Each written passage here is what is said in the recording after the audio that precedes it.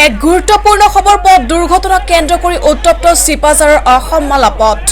চিপাঝাৰৰ পৰা টংলা সংযোগী পথতেই নিশা সংঘটিত হৈছিল এই পথ দুৰ্ঘটনাটো। এই দুৰ্ঘটনাত মৃত্যু হৈছিল তুৰাই গাঁৱৰ ৰেকিবউদ্দিন আহমেদ নামৰ এজন যুৱক। নিশাৰ ভিতৰতে চিকিৎসালয়লৈ নিয়া হৈছিল যুৱকজনক, কিন্তু যুৱকজনৰ মৃত্যু হোৱাত ৰাইজে অৱৰোধ কৰে চিপাঝাৰ টংলা সংযোগী পথটো। অসমমালা পথত বাহ বান্ধি প্ৰতিবাদ সাব্যস্ত কৰিছে এতিয়া ৰাইজে। পথত শীঘ্ৰেই গতিৰোধক দিয়াৰ দাবী ৰাইজৰ। এক গুৰুত্বপূৰ্ণ খবৰ পথ দুৰ্ঘটনাক কেন্দ্ৰ কৰি উত্তপ্ত চিপাঝাৰৰ অসমমালা পথ। চিপাঝাৰৰ পৰা টংলা সংযোগী পথতেই নিশা সংঘটিত হৈছিল এই পথ দুৰ্ঘটনাটো। এই দুৰ্ঘটনাত মৃত্যু হৈছিল তুৰাই গাঁৱৰ ৰেকিবউদ্দিন আহমেদ নামৰ এজন যুৱক। নিশাৰ ভিতৰতে চিকিৎসালয়লৈ নিয়া হৈছিল যুৱকজনক, কিন্তু যুৱকজনৰ মৃত্যু হোৱাত ৰাইজে অৱৰোধ কৰে চিপাঝাৰ টংলা সংযোগী পথটো। অসমমালা পথত বাহ বান্ধি প্ৰতিবাদ সাব্যস্ত কৰিছে এতিয়া ৰাইজে। পথত শীঘ্ৰেই গতিৰোধক দিয়াৰ দাবী ৰাইজৰ।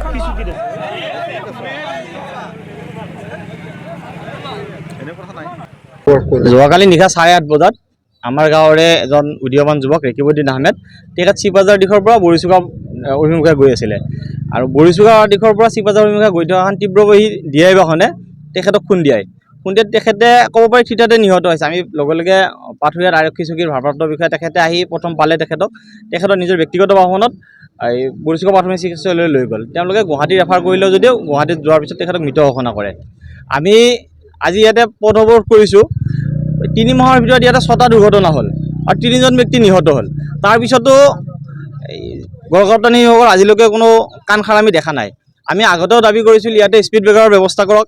আমি যে আজি এতিয়া বৰ্তমান যি স্থানত থিয় হৈ আছোঁ, ইয়াৰ পৰা 30 মিটাৰ ভিতৰতে এখন প্ৰাথমিক বিদ্যালয় আছে। কণমান ল'ৰা ছোৱালী এইফালে দৌৰাদৌৰি কৰি থাকে। তেওঁলোকক বাৰম্বাৰ কোৱাৰ পিছতো ইয়াতে স্পীড ব্ৰেকাৰৰ ব্যৱস্থা নকৰিলে।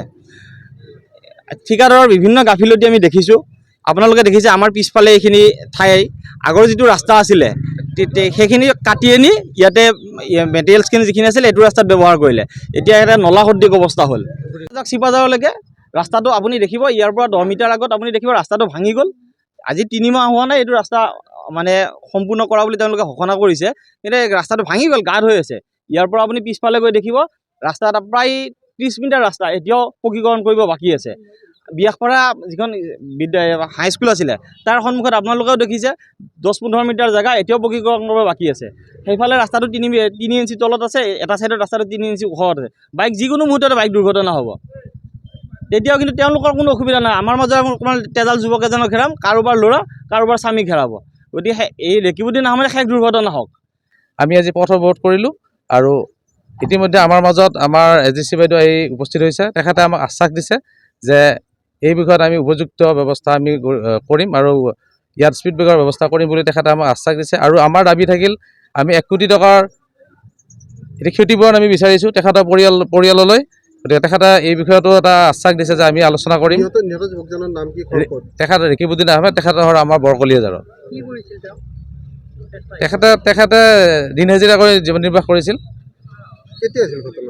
যোৱাকালি 8:40 বজাত ৰাতি যোৱা নিশা তেখেতে ৰাস্তাৰেদি আহি থাকোঁতে এখন তীব্ৰবেগী ডিআই বাহনে তেখেতক মহতিয়াই লৈ যায়। তেখেতক